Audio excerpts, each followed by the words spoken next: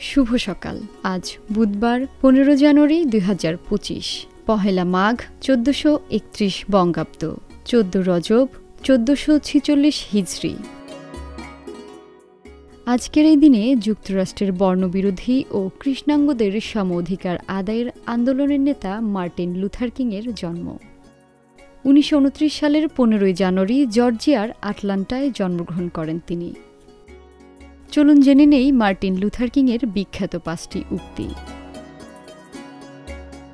মিথ্যার আয়ু খুবই কম।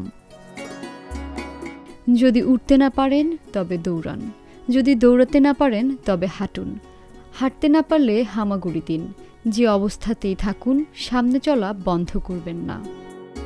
ভালোবাসা হলো পৃথিবীর একমাত্র শক্তি, যা শত্রুকেও বন্ধু বানাতে পারে।